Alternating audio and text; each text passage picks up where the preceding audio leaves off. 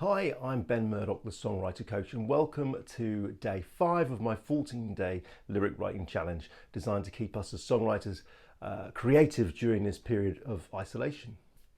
So today we're going to look at a fundamental principle designed to get the attention of the listener with our lyrics.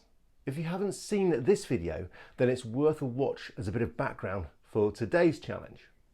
So in that video, I look at the 5 primary human senses of sight, smell, taste, touch, and hearing, and the 2 we don't think of so much, which are movement and organic sense. We found during that video that Ed Sheeran managed to use all 7 of those senses in his song Castle on the Hill. Now this is unusual. Songs don't usually use all 7 senses, but the use of a few can really bring the lyrics to life and grab the attention of the listener. So for today's challenge, we're going to do what we call a sensory write. So what is that?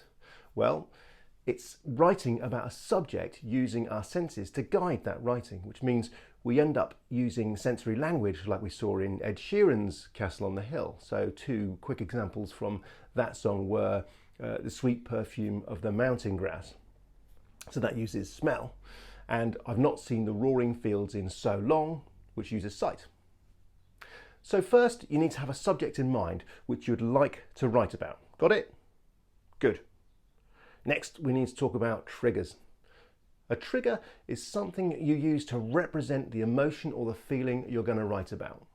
Now, I call it a trigger because when you write about it using sensory language, it's going to trigger a response in the listener, and that's what we're looking for. So when writing lyrics, you can't just tell the listener to feel something. You need to show them first. You need to trigger something in them which transfers the emotion from you to them.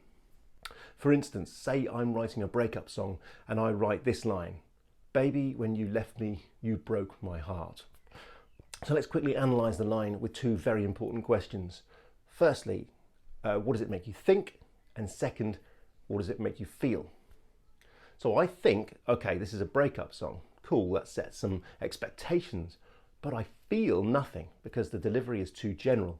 There's no detail and nothing is triggered. Okay, so now for an example from a commercial song which does it a little better.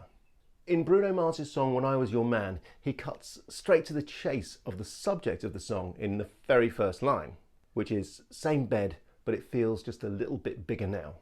Let's do the same analysis very quickly as we did with the last line. So again, I'm thinking this is a breakup song because he's intimated the bed used to have someone else in it, but now it doesn't. But this time though, I feel something because he's used the bed as a trigger to carry the emotion of the breakup. So now I'm seeing a bed with a space left by the missing person. So it's using sight to convey a message which has painted a picture in my mind. Not only that, but because my mind is beginning to paint a picture, I want to know more. I want a complete picture of what's going on, almost like I've begun painting on a canvas and I'm now interested in seeing how the piece turns out. This is a totally different response to the bland line, "Baby, when you left me, you broke my heart," which told us something, but showed us nothing and used no trigger. In line 2, Bruno Mars takes it even further, singing our song on the radio, but it don't sound the same. So now he's gone from sight to hearing, to keep it fresh in a sensory sense, and to keep showing us what he's feeling. He knows that couples often have a song that they call theirs, which is all really lovely and romantic while the relationship lasts. But when that song plays on the radio after you've broken up, well, then it does things to you. So Bruno Mars has successfully used triggers to carry the emotion he feels, which he wants us to feel. And I think it's worked. And you don't need to like this song to appreciate that in 2 lines, the scene has been set really well. Because he's made us think, i.e. we know it's a breakup song, but more importantly, it's made us feel something because of how he's used sensory language to write about the trigger. And this ends up giving us sensory experience. Also, it makes me want to hear more, which is so important. So why is sensory language so important? Because we humans love to feel something. We watch horror to feel scared. We watch sad movies or read sad books to cry, and many of us love a rom-com. I know I do. We seek out these experiences to feel something over and above the baseline feelings of daily life. And getting sensory language into your lyrics is going to inject that experience for the listener into your lyrics. It will transfer the information from you to the listener. And that's what lyrics are about, after all, a transfer from you to the listener. So today's challenge is to do a sensory write using the 5 primary human senses. So that's sight, touch, hearing, smell, and taste. We'll look at movement and organic sense a little later. We'll look at that tomorrow. Earlier, you began thinking about a subject you'd like to write about. Now, I'd like you to pick an object to help you convey that subject, and that's going to be your trigger. It could be anything. For instance, I once wrote about an apple tree and used that as the trigger for a subject which was my childhood. So the tree was from my childhood garden and there were a lot of memories associated with it. So it was rich in content that I wanted to explore. Bruno Mars uses a bed to get things rolling around his subject, which is a breakup. And Ed Sheeran uses the trigger of a hill to talk about his subject of home in the song Castle on the Hill.